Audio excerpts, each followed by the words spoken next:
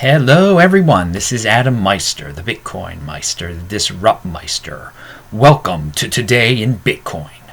Today is January the 4th, 2017.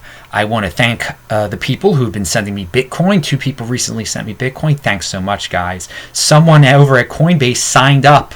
I have an affiliate link down below, and they signed up through that, so that guy is awesome too. You guys can sign up for Coinbase through my affiliate link below. So the big news, and that I'm pumping out early today because it's such big news, is that Bitcoin is over $1,100. It's approaching the price of an ounce of gold. It's approaching the all-time high. The China exchanges are trading like $50 higher than the non-China ones, which again, I don't like to see that. That leads me to believe in crazy China speculation. But anyway, this is just there's just a euphoria going around, and we'll get into that in a second. But this is just a reminder that, you know, if things do crash down to 1,000 or 800 or whatever, just remember, buy and hold, people. Buy and hold, because I feel bad for the people who panicked along the way. When there were drops, they just sold. You know, they bought at 600, and when it was down at 200, they're like, oh, it's never coming back up, and then they sold. That's who I really feel bad for, and I don't want anyone getting stuck in that thing. I don't feel bad for all the FUD people who are like, oh yeah, it'll never get higher again. You know, that was ignorance, and I think that was bad that they created such FUD. But I also feel you got to be careful, people. Another reason to buy and hold is when it suddenly goes up, a lot of people get excited and are like, okay, I'm selling now, and then I'll buy back later when it's cheap. Well, imagine the people who did that when Bitcoin hit 800. Do you remember when it hit 800? I'm sure there are a lot of people who are like, oh yeah, that's great, it's 800, I'm selling now, I'll just buy back when it's cheaper. Then a couple days later, it was 900, and they haven't been able to buy back for cheaper. So they missed out on such an opportunity. So that's another reason why you buy and hold. You don't play these games, these flipping games. But I'm sure around 800, there are probably some people with some major regrets who sold at 800 now. I want to, tomorrow we'll get into this a little bit more because there's so much to cover today and I'm in a rush. But altcoin math. You've got to value, if you own altcoins, don't think of them in terms of dollars. Think of them in terms of Bitcoin. How much they're worth in terms of Bitcoin. Because you're most likely using your Bitcoin to buy the altcoin in the first place. So in the at the end of the year, if Bitcoin has gone up more than your altcoin has, percentage-wise, then you've lost Bitcoin. There was no point in doing that. So I'll get into that math tomorrow, but just keep that in mind. Value your altcoins in Bitcoin, not in dollars. Think of that in terms of Bitcoin value for now on.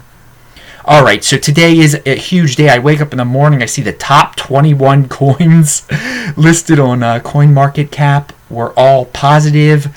Ethereum had huge trading volume. It was, at the time, it was about a quarter of Bitcoin's. Bitcoin is having tremendous trading volume right now too. It's got to be near a record.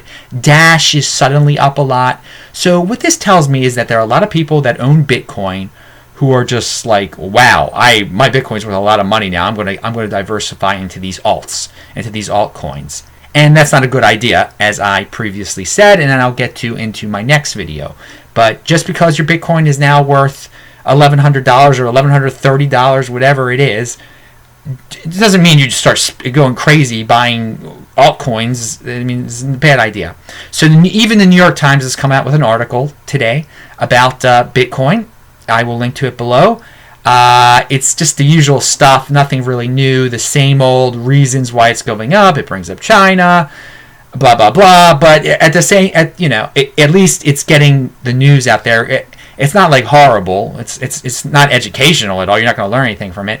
But it's spreading the word about Bitcoin. More people are going to find out about Bitcoin if it's in the New York Times. So who knows? This just might add to the fear of missing out. So Vinny Lingham has a new article out. He has new tweets out. They're really good. I'm going to link to them below. One of his tweets is just about being a slow and steady for Bitcoin. That we don't want Bitcoin. You know, old money, new money pushes out old money. Like, people, unfortunately, as the price rises, there are going to be some people who are just going to totally leave. And this could come as a crash suddenly. This could cause a crash eventually if not enough new people start coming in. I mean, he brings up some good points. I just made it sound like a Ponzi scheme. That's not what it is.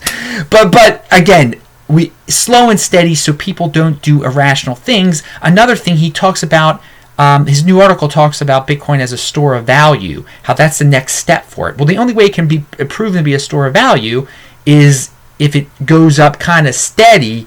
I mean, he says around $3,000 he think it can prove itself as a store of value. But if it shoots up to $4,000 by the end of the year, then he says it's probably going to crash back down. And I agree. I'd agree with that. I think if it gets to $4,000 at some point during this year, it's going to crash back down to $2,500 or to $2,000. Who knows? And that will scare a lot of people off, and you're back to square one in trying to prove Bitcoin as a store of value. And it's important to really be so everyone feels it's a store of value. I mean, I already feel it's a store of value, but people who see it go to from 4,000 to 2,000, they really won't think that. That won't be a positive for that.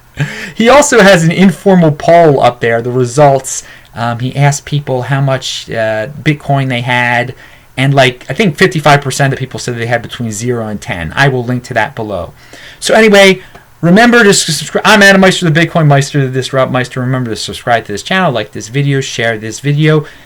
Hey man, this is Bitcoin Today. I will talk to you later.